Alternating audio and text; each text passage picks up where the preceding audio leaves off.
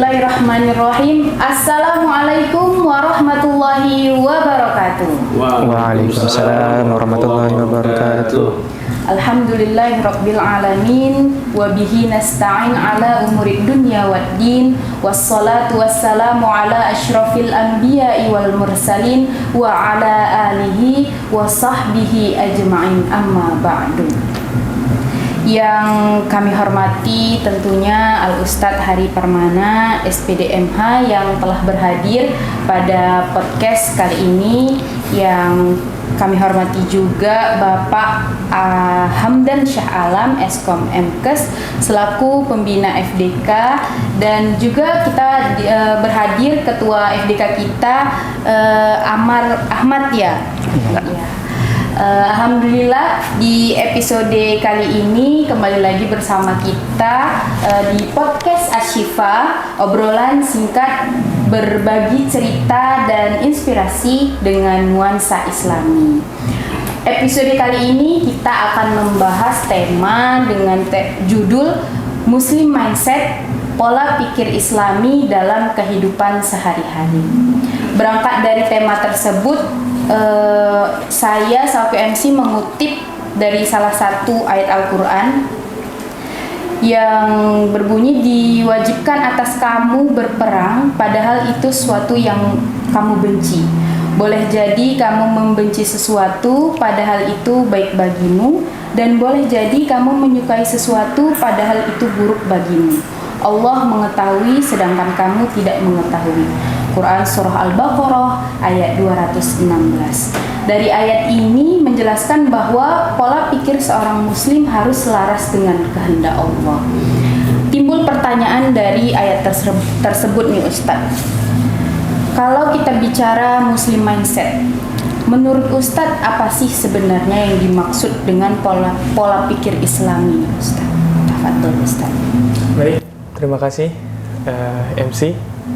Mungkin buka dulu ya Pak. Assalamualaikum warahmatullahi wabarakatuh. Waalaikumsalam warahmatullahi wabarakatuh. Alhamdulillah, Allahumma sholli ala Sayyidina Muhammad al-Mukarram wal-Muhtaram. Sama kita muliakan, kita hormati. Di sini ada Bapak Pembina FDK Poltekkes Kemenkes Medan. Kemudian di sini ada Ketua FDK dan MC yang mengatur jalannya obrolan kita hari ini. Mungkin kalau berbicara tentang mindset, tadi sudah dikasih prolog oleh MC. Kita berangkat mindsetnya itu dari surah Al-Baqarah ayat 216. Itu ayat berbicara tentang perang, yang ketika itu mungkin muslim tidak suka berperang Pak. Iya. Tetapi berperang itu meskipun tidak disukai, tapi ayatnya di situ kan berbunyi asa an takrahu syai'aw wa huwa khairul lakum. Meskipun itu yang engkau benci, padahal itu baik bagimu. Dan sesuatu yang engkau suka belum tentu baik bagimu. Maka sebenarnya mindset itu apa? Kalau berbicara tentang mindset itu, mind itu ini secara bahasa dulu ya. Mind itu pikiran. Mind itu adalah otak lah ya, kita bisa bilang otak ya. Kemudian set ini pakai bahasa Inggris pula ini ya kan. Mindset, pola pikir. Pola, set itu pola, tatanan dan lain sebagainya. Nah, kalau saya kutip Oxford Dictionary ini Pak, kan sebelum obrolan ini ada riset dikit Pak. Jadi mindset itu adalah the way of thinking by someone, bahwa cara berpikir seseorang untuk menilai sesuatu, entah itu dirinya, entah itu orang lain, entah itu dunia ini. Maka bagaimana pola pikir Islami sebenarnya? Nah, itu kan jadi pertanyaan tadi. Maka pola pikir Islami itu sebenarnya nggak berbeda dengan pola pikir pada umumnya. Tetapi pola pikir Islami itu adalah pola pikir yang orientasinya adalah akhirat, yang orientasinya itu lillahi ta'ala. Nah, sebenarnya itu. Tetapi yang jadi masalah adalah orang Islam pola pikirnya tidak Islami. Iya. Gitu ya, Pak. Betul.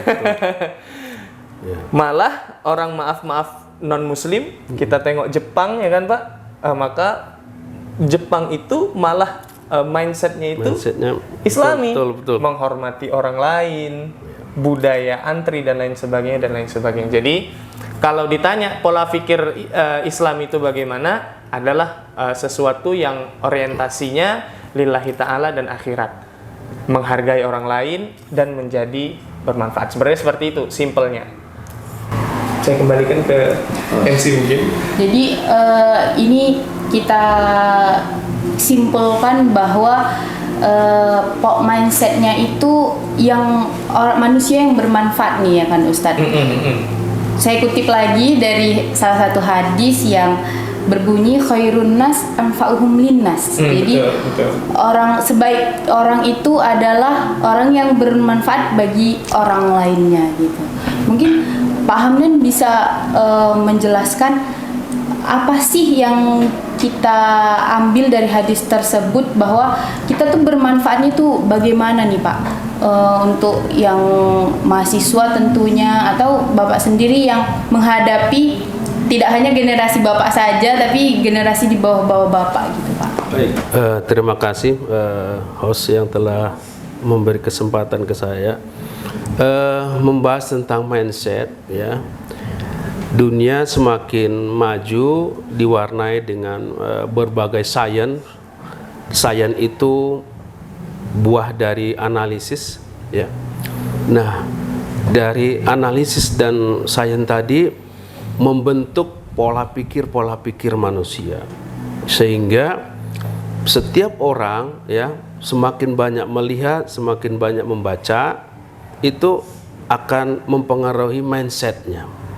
Bagaimana seorang pedagang ya, dari mindset dia pertama memulai berdagang dengan berbagai hal problem yang dia hadapi, mindset itu perlahan akan bergeser menuju kebenaran dari kesalahan-kesalahan yang telah dilakukan. Nah, jadi yang dibilang host tadi, bagaimana yang dimaksud khairun nas anfa'uhum linnas ya. Jadi sebenarnya karena ini zaman konsumeristik ya, hitung-hitungan, sehingga dia akan memberi manfaat kepada orang ketika dia telah menghitung manfaat yang akan dia terima. Padahal itu hal yang keliru. Kembali lagi mindset Islam ya, bahwa sesungguhnya Allah menjanjikan lewat Rasulnya, apabila seseorang berbuat baik, Allah janjikan lewat Rasulnya akan dibalas kebaikan itu minimal 10 kali lipat. Bahkan ada hadis tentang infak sedekah sampai 700 kali lipat. Kalau mindset ini kita pegang, kita akan berlomba-lomba berbuat baik kepada orang, berlomba-lomba untuk memberi manfaat kepada orang. Fastabiqul khairat gitu ya.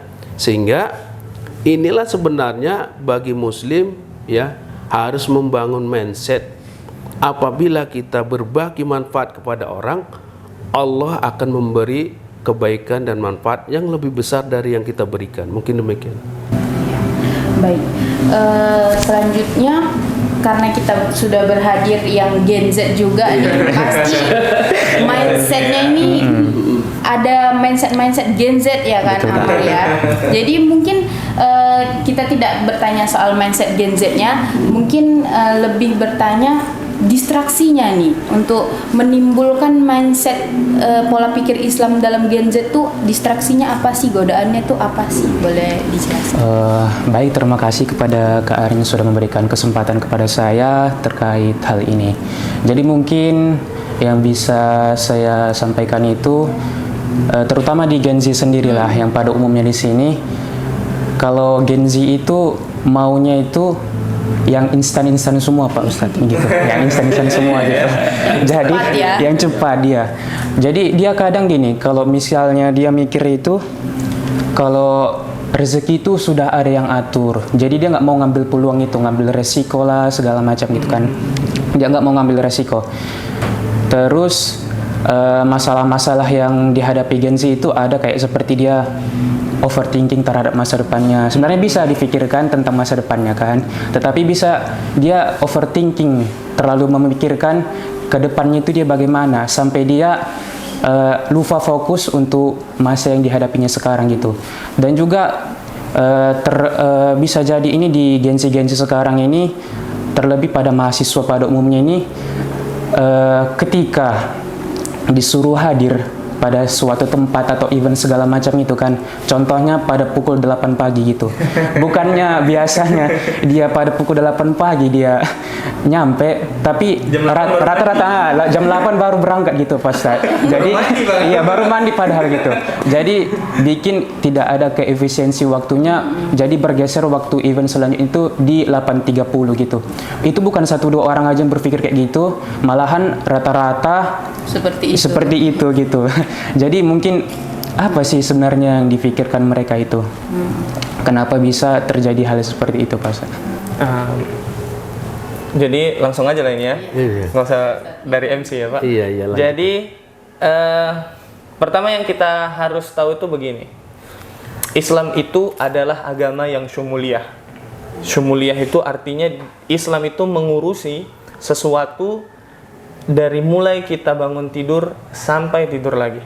Jangan pernah anggap Islam itu agama yang kecil, yang cuman ngurusin sholat, zakat, puasa, dan haji. Tidak, semuanya itu ada di dalam Islam. Termasuk mengatur bagaimana seorang muslim itu seharusnya dalam kehidupan. Mungkin untuk masalah Gen Z tadi, yang pertama mungkin tadi masalah tentang mungkin keterlambatan lah, ya kan? Keterlambatan. Bahwa di dalam Islam, dalam hadis itu ada yang dikatakan oleh Rasul, satu amalan yang paling dicintai Rasul itu adalah as-sholatu liwaktiha. Sholat itu di awal waktu. Artinya Islam itu menghargai sekali waktu. Berarti Islam itu suka orang yang tepat waktu. Islam itu suka orang yang disiplin terhadap waktu. Nah, maka sebenarnya kalau seseorang itu belajar Islam secara mendalam, maka akhirnya dia paham. Kemudian kalau Islam itu, apalagi yang tadi yang sudah disampaikan, Islam itu bermanfaat bagi orang lain. Kemudian apalagi Islam itu adalah man salimal muslim min lisanihi wa yadihi. Dia yang lisannya itu menjaga supaya bagaimana dari lisannya ini tidak menyakiti hati orang lain. Bagaimana tangannya ini bisa bermanfaat, bukan malah karena tangannya ini bisa menimbulkan kerusakan bagi orang lain. Seperti itu. Mungkin Gen Z itu harus memegang prinsip-prinsip seperti itu. Jadi bahkan mungkin kalau cerita Gen Z ya itu mungkin wajar lah ya kan, budaya ngaret tadi tuh ya Pak. Janjinya jam 8, datangnya jam setengah 10 gitu kan. Ini adalah sesuatu tindakan yang tidak Islami. Tapi kalau kita tengok ke Jepang, orang Jepang itu kalau sudah berjanji ya kan Pak, jam 7 dia janji, jam 7 kurang dia sampai. Kenapa? Karena ketika dia tidak memenuhi janjinya, wa idza wa'ada akhlafa, itu adalah salah satu ciri orang yang munafik. Bahkan zalim itu salah satu definisinya adalah menempatkan sesuatu bukan pada tempatnya. Salah satunya itu. Terlambat tadi. Mungkin tadi, apalagi saya lupa pula tadi permasalahan Gen Z. Yang suka instan ya. Suka-suka Nggak mau ribet gitu. Aduh, inilah seharusnya tidak boleh seperti itu ya Pak. Ya, betul. Jadi ada hadis juga yang mengatakan al-ajalatu minasyaiton, bahwa orang yang terburu-buru instan itu adalah bagian dari sifat dan sikap setan. Jadi nggak boleh lah. Jadi tidak boleh sesuatu itu bersifat instan. Memang kita semua ini harus ada proses, ada dia perjuangan, ada nilai. Maka sesuatu yang instan itu mungkin dari sisi kesehatan ya, Kak Arin ya. Ada SOP dia. Iya betul. Jadi mungkin dihindarilah yang instan-instan. Seperti itu. Mungkin saya ini Arin menambahkan tentang Gen Z ya. Berangkat dari saya muda dan pengamatan saya terkait dengan mindset bahwa setiap generasi itu, terutama generasi muda, selalu dia ingin menjadi sesuatu, ingin menjadi apa saja, ya, punya cita-cita. Padahal ya, untuk mencapai itu perlu dibangun mindset, ya, yang mindset itu mengokohkan langkah dan pemahamannya. Apa itu? Bahwa Allah memberikan kepada seseorang sesuai dengan kepantasan. Ya, kenapa Allah berbuat kepada manusia itu selalu berdasarkan jalan sebab? Itulah kepantasan.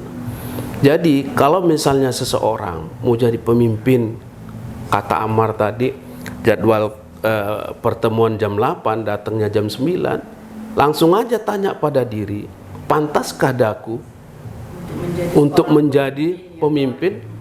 Jadi Allah memberikan kepada seseorang sesuai dengan kepantasan. Apa itu kepantasan? Kepantasan itu dibangun dari ilmu, iman, dan pengamalan. Dari 3 faktor ini Allah menilai kepantasan orang, pantaskah diberi. Jadi Gen Z gitu juga, ya, dengan molor waktu, pantaskah aku menjadi orang sukses? Nah, jadi mindset utama adalah memantaskan diri terhadap penilaian Allah. Mungkin demikian. Terima kasih. Jadi yang sudah dijelaskan Pak Hamdan tadi itu merupakan contoh penguatan ya Pak, dari Muslim mindset sendiri, yang bisa kita terapkan di kehidupan kita sehari-hari, bahwa Muslim mindset itu penting, harus kita hadirkan di kehidupan kita sehari-hari, karena tidak hanya mindset umum saja, karena mindset Islami inilah yang bisa menuntut kita ke mindset yang kita jalani. Ada satu lagi, maaf Ustadz, mumpung saya ingat. Saya perhatikan Muslim Gen Z itu mindsetnya ya cenderung malu menampilkan Islami di halayak ramai. Itu mindset yang keliru. Betul. Nggak keren. Betul. Jadi kalau udah ngumpul rame, mau izin aku bentar ya sholat dulu, itu kayaknya gitu, mindsetnya keliru. Padahal begitu, sholat lo dia, kan keren gitu, mindsetnya keliru. Ya Ustaz ya? Iya betul Pak. Gitu, Padahal itu bare minimum gitu yang harus dibutuhkan oleh seorang Muslim sendiri. Bare minimum banget. Mungkin itulah yang dikatakan Rasul dulu ya, bahwa al-Islamu bada'a ghariba, Pak. Orang Islam itu dulu dianggap aneh, Pak. Aneh gitu. Iya. Dari pakaiannya, dari mulai cara beribadahnya, cara bersosialisasinya itu aneh. Dan wasayaudu ghariba, kata Rasul, nanti di akhir zaman, nanti Islam itu akan aneh. Mungkin itulah Pak tanda-tandanya. Kenapa akhirnya Gen Z sekarang merasa malu? Karena dia dianggap aneh, sholat di antara orang-orang yang nggak sholat, ya kan? Padahal itu hanya mindset aja. Iya. Iya. Maka mungkin itu juga akhir zaman ya Pak. Iya. Betul. Jadi bare minimum atau hal-hal yang harusnya dikerjakan tetapi tidak dikerjakan karena mindset tadi ya Pak ya Ustadz ya. Terus Ustadz kembali lagi nih saya bertanya, bagaimana cara membangun Muslim mindset tersebut Ustadz, supaya tidak hanya Gen Z tapi kita semua ini konsisten terhadap Muslim mindset ini Pak. Bagaimana Ustaz? Begini, tadi sebelum kita membangun, maka yang paling awal itu adalah bangunan yang salah kita hancurkan. Tadi sudah disampaikan oleh Ketua FDK ya, bahwa mindset anak-anak Gen Z ini adalah orang yang mau instan, suka ngaret, kemudian strawberry generation, yang gampang mental health-nya terganggu. Betul. Iya kan? Jadi ini kita hancurin dulu, ini salah gitu. Dan saya melihat paradigma mindset anak zaman sekarang itu Pak. Handphone Bapak apa Pak? Handphone Bapak Samsung? Samsung. Ya Pak. Anak zaman sekarang tuh Pak, handphonenya harus iPhone Pak. Gitu ya. iPhone kalau digunakan sesuai dengan fungsinya, itu nggak ada masalah. Tetapi kalau adalah upaya Gen Z menggunakan iPhone supaya dia bisa foto di kaca Pak, supaya nampak ini handphone aku iPhone loh. Dia pengen pamer gitu Pak. Itu kan budaya yang keliru gitu, mindset yang keliru. Bahwa maka yang ini kita hancurin dulu nih. Budaya instan, budaya show off, ya kan? Budaya sombong, ria. Budaya mindset di mana enggak mungkin izin ya Pak, bahasanya agak kurang pantas gitu ya. Enggak seksi, enggak keren gitu ya kan Pak. Nggak pakai baju yang yang ketat, nggak culture, betul ya. Kalau Gen Z nggak culture ya kan? Iya, dia terlalu FOMO ya, fear of missing out. Dia harus mengikuti tren, padahal tidak. Gen Z itu harus punya fondasi berpikir yang fondasi itu berdasarkan nilai-nilai keislaman. Iya, betul. Nah, yang pertama tadi tentunya adalah bagaimana orientasi kehidupan itu, ya memang kita memikirkan tentang masa depan. Itu semua orang pasti seperti itu. Iya kan? Tetapi masa depan yang paling masa depan itu adalah kehidupan setelah kematian kita. Maka kehidupan kita sekarang siapkan untuk ke sana. Gitu. Jangan yang kita tabung itu dosa. Maka yang kita tabung itu adalah amal soleh. Padahal menabung amal soleh itu gampang. Dengan cara nilai-nilai kehidupan kita itu lillahi ta'ala, karena Allah. Mulai dari bangun tidur, kemudian dalam berkehidupan, kemudian sampai kita tidur lagi itu tanamkan nilai-nilai Islami. Mungkin secara praktis begini,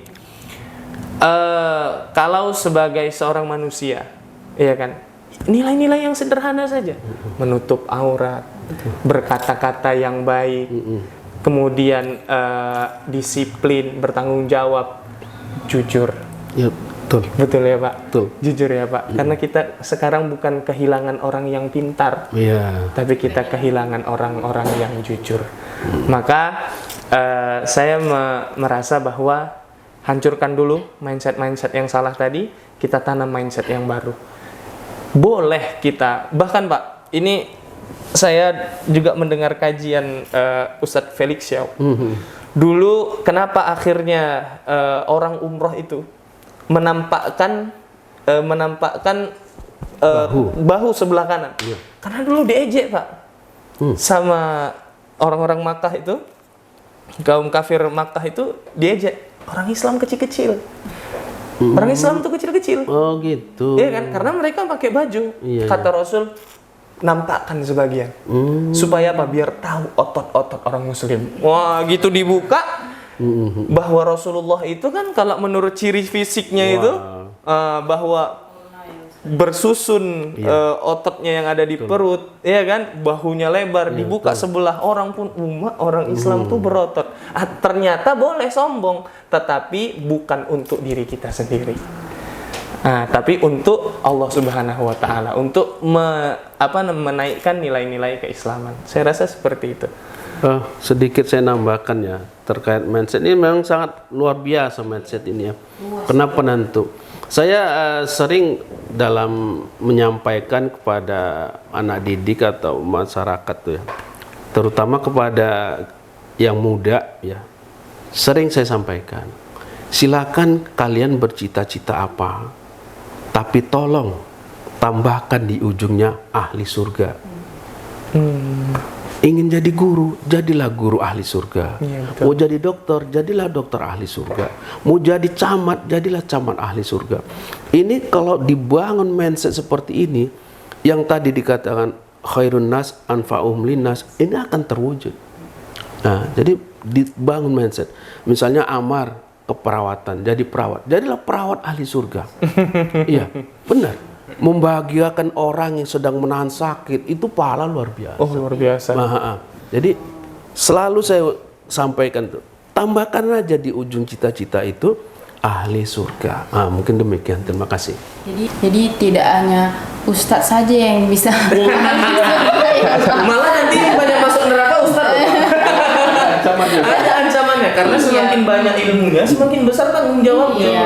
Seperti Benar. itu. Betul. Jadi gitu Ahmad, tidak hanya Ustadz saja yang di ujungnya itu bicara soal akhirat. Kita juga semua bisa Betul, berbicara soal akhirat. Itulah tadi mindset seorang muslim, pola Iya, pikir kita dalam kehidupan sehari-hari itu harus dibarengi dengan agama tadi. Iya, betul. Amar, ada yang ingin ditanyakan mengenai mindset lagi?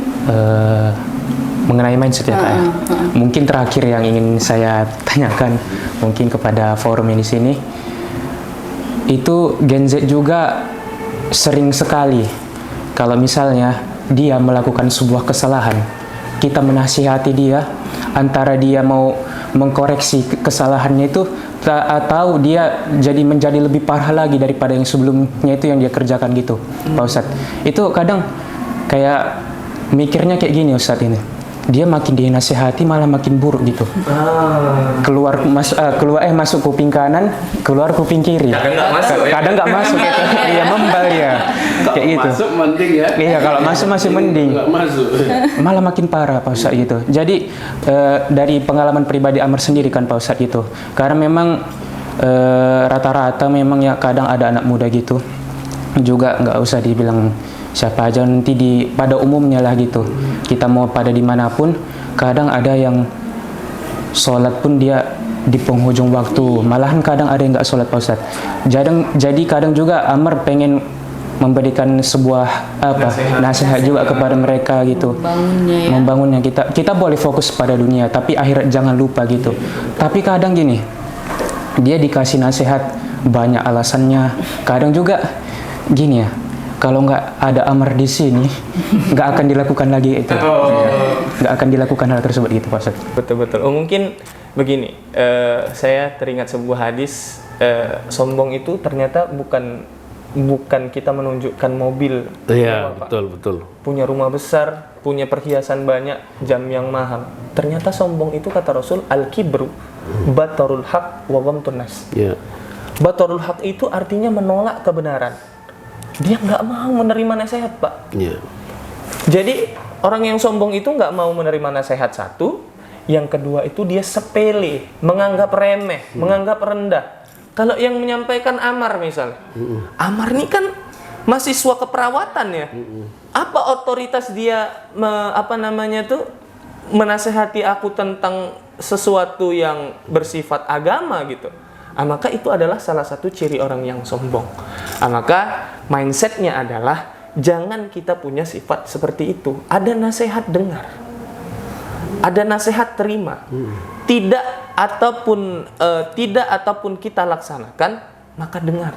Ketika seseorang itu didengarkan, maka dia lebih dihargai. Karena Gen Z sekarang itu sulit menghargainya di situ. Dia mau didengar, tapi dia tidak mau mendengar. Jadi mungkin untuk Amar lah ya, selaku mungkin masih mahasiswa, jangan pernah menyerah, Amar. Bahwa tantangan kita hari ini adalah memang seperti itu. Kalau kita bandingkan dengan zaman Rasul, begitu jahiliyahnya manusia, maka tentunya tidak ada apa-apanya. Jika dibandingkan dengan tantangan kita hari ini, maka jangan pernah menyerah. Dan untuk mungkin pemirsa sekalian, mungkin tadi Amar nyampein nih, ada nih orang yang sholat di penghujung waktu, ada orang yang sholat melalaikan waktu, ada orang yang sholat itu bahkan tidak sholat sama sekali. Maka ini solusinya bagaimana? Saya lebih simpel Pak, saya lebih longgar, saya lebih permisif. Ketika seseorang itu mungkin punya kesibukan yang sifatnya duniawi, yang sholatnya tertunda, sebenarnya dia sudah punya nilai kebaikan. Dia masih menjaga sholat.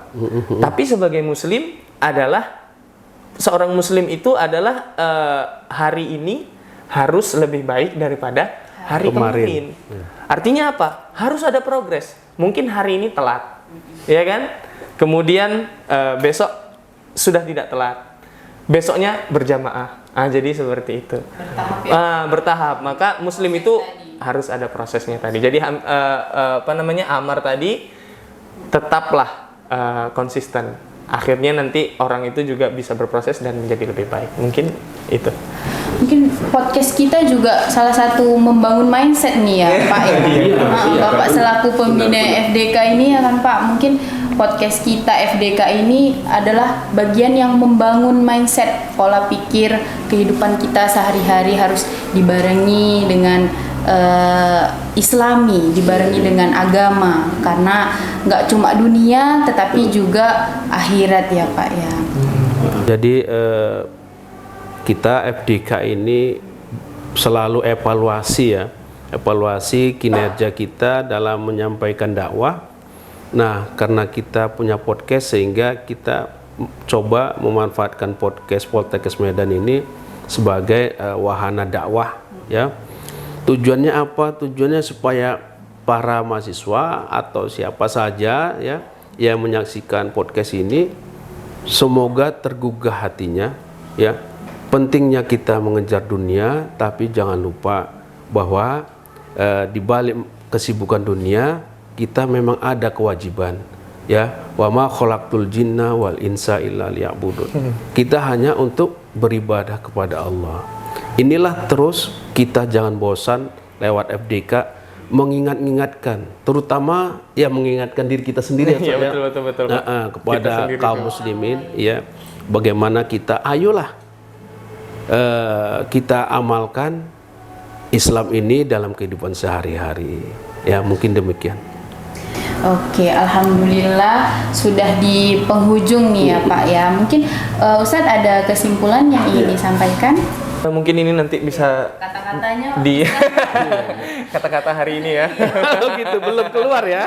Iya, betul. Belum keluar. Mungkin ini nanti bisa dipotong jadi video pendek, Pak. Oh gitu ya. Bahwa kesimpulan pertemuan kita hari ini, saya ingin menyampaikan apa yang dikatakan oleh Rasul, Pak. Bahwa sebagai seorang muslim itu harus seperti lebah. Bagaimana lebah itu? Yang pertama, lebah itu dimanapun dia hinggap, dia tidak pernah merusak sesuatu yang dia hinggapi. Iya, betul. Satu. Yang kedua, lebah itu apa yang dia makan? Yang dia makan itu selalu saripati bunga. Yang ketiga, apa yang dihasilkan lebah? Maka yang dihasilkan lebah adalah madu. Begitulah juga seorang muslim. Yang pertama, jangan menjadi muslim yang perusak. Betul. Jangan menjadi muslim yang perusak. Jangan menjadi sumber keonaran. Jangan menjadi sumber kejahatan. Jangan sampai kita menjadi muslim yang kalau kita datang ke satu tempat, kehadiran kita itu tidak diharapkan. Ada dia. Cabut. Gitu ya kan? Nah, jangan jadi muslim seperti itu. Kemudian muslim itu yang kedua adalah seperti lebah. Apa yang dia makan? Saripati bunga. Begitulah muslim. Muslim itu yang dia makan, yang dia konsumsi selalu yang halal juga yang baik. Apa yang dia baca? Yang baik. Apa yang dia tonton? Yang baik. Betul. Kemudian yang ketiga, muslim itu seperti lebah. Lebah itu mengeluarkan madu. Artinya apa? Perbuatannya, amalnya itu harus sesuatu yang mengandung nilai. Seperti madu itu banyak manfaat. Seperti itulah muslim. Khairun nas anfa'uhum linnas. Muslim itu harus bermanfaat bagi orang lain. Maka ketika muslim seperti itu, maka muslim itu kehadirannya akan dinantikan. Misalnya Pak, muslim ini suka bayarin gitu ya kan Pak. Suka traktir. Iya. Itu dari jauh pun, bro, sini bro. Kalau bisa duduk meja ini. Ya kan? Tapi yang terakhir ada satu lagi. Muslim itu juga punya harga diri. Betul. Lebah itu nggak pernah dia kayak nyamuk, Pak. Jadi lebah itu nggak pernah kayak nyamuk. Nyamuk itu kan annoying ya. Kita lagi santai, ya kan tiba-tiba gitu ya kan. Kita pukul, pak, nggak kena.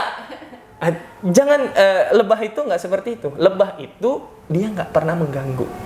Tapi kalau dia diganggu, dia dihina, dia dicaci maki, dia punya harga diri yang harus dijaga. Jadi lebah itu nggak pernah diganggu, tapi kalau diganggu, kemanapun kita akan dikejar. Bahkan sampai kita mau nyemplung ke dalam sungai, itulah dia baru berhenti. Kenapa? Karena dia nggak bisa berenang. Jadi orang muslim itu seperti itu. Ketika dia tidak diganggu, ketika dia tidak diusili, Nah, maka dia tidak pernah mau mengganggu orang lain. Tapi kalau dia diganggu, dia punya harga diri yang untuk dia jaga. Mungkin itu mindset yang harus kita tanam sebagai kata-kata hari ini.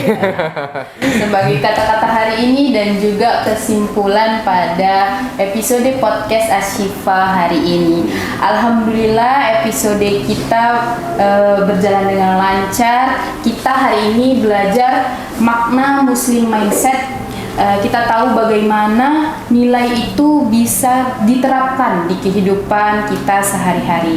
Semoga Muslim Mindset dan episode kali ini bisa menjadi inspirasi bagi kita semua untuk kehidupan kita lebih terarah dan dipenuhi oleh berkah.